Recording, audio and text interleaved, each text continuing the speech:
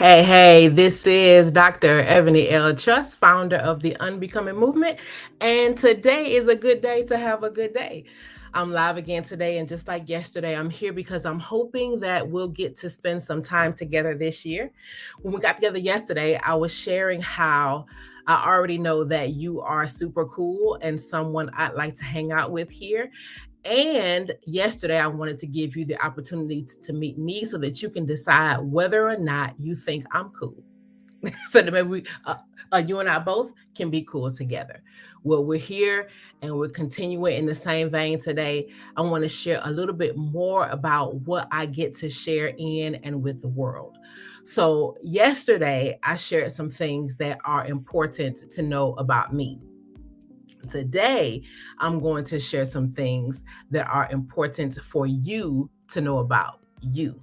Okay. So, as the founder of the Unbecoming Movement, what I get to do is equip leaders to rediscover what they were born to say and do so that they show up in the world purposefully, powerfully, and productively. Okay. And I want to highlight just one part of that today. I get to equip leaders, and I love what I get to do. Now, when you hear that, do you think like, oh, Ebony L, this must not be for me because I'm not a leader, I don't have a title or whatever. Oftentimes, people think that they are not a leader because they don't have a certain title. So I need to let you know today, whomever you are, wherever you are indeed leading something or someone.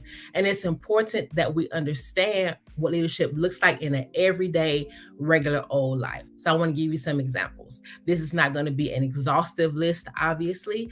I just want to help you maybe put some things into perspective. Okay. So some examples.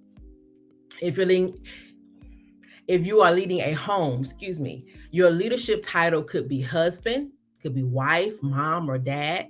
If you're leading at a job, your title could be teacher, could be foreman, patient advocate, greeter, babysitter. If you're leading in your community, it may be something like peacemaker, connector, volunteer, or service provider. And if you're leading yourself because you're single with no dependents or an empty nester, it could be self disciplinarian or executive chef or the maintenance crew. Now, I know I'm using humor to express my point, but please don't miss my point, okay? While you may not be used to thinking of leadership in these terms, I want to invite you to see all these areas as leadership because being a leader has nothing to do with a particular title. Think about it. Have you ever encountered somebody who was a leader because they had a title, but based on their conversation or how they behaved, you wondered how in the ham sandwich did they get the title in the first place? I know I have. So it's not the title that makes one a leader. And when you hear me say I equip leaders, I'm talking about you. As a matter of fact, now that we're a bit more clear about our terms, go ahead right now in the comments. Put who or what you lead. Doesn't have to have some sort of creative or fancy name for it. Just put in the comments who or what you lead. Okay, now let's continue defining our terms because I want to back up a bit to the word equip. Now, as founder of the Unbecoming Movement, I get to equip leaders. And that's important for you to know because, by definition, to equip means to provide someone with what they need to fulfill their purpose. I want to say that again. To equip means to provide someone with what they need to fulfill their purpose. Now, think about that. How phenomenal is that? Here's the thing. When we're talking about fulfilling purpose, I need you to understand that you have purpose. This is important to know. You have purpose, and your purpose is much greater than anything you could have ever asked or imagined. In fact, you got to understand that your purpose and the purpose of those you lead or the thing that you lead are intricately connected. So, for example, if you lead a business, Your purpose is connected to the business's purpose, to your employees or your contractors' purposes, to your product or services purposes, and your purpose is connected to your clients or your customers' purposes. I go on, but I think you get my point. Now, I mentioned yesterday that when we talk about unbecoming, we're having a life conversation. I also said that any place in your life where you are trying to become something or someone, it's in those same places that you're living a lie.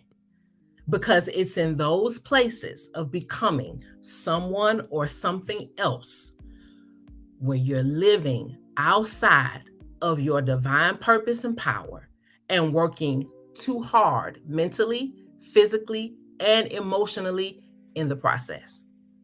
Now, up until this point, you may not have pegged yourself as a leader. I hope you will now, though. Or if you had already pegged yourself as a leader, maybe you recognize now that there have been some places in your life where instead of leading from a place of purpose, you've been leading from the space of popular opinion.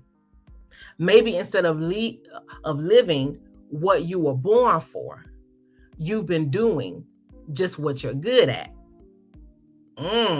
It's all a part of unbecoming.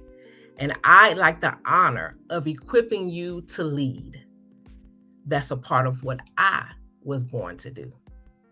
So, if I had to sum up today's unbecoming conversation in one sentence, I'd say this: friend, it doesn't matter what you've become. You can still rediscover who you be. That's my story, and I'm sticking to it. Thank you for joining me today. And if you got anything out of this, if you got something out of this, if this was everything for you today, I want to invite you to like, to subscribe, to follow, and to, of course, leave a comment. This has been Dr. Ebony L. Trust, founder of the Unbecoming Movement, where I get to equip leaders, that's you, to rediscover what they were born to say and do so that you show up in the world purposefully, powerfully, and productively. My question to you then is, who you be? And if you don't know or you aren't sure because you've always lived your life becoming, we need to talk. And soon. See you next time.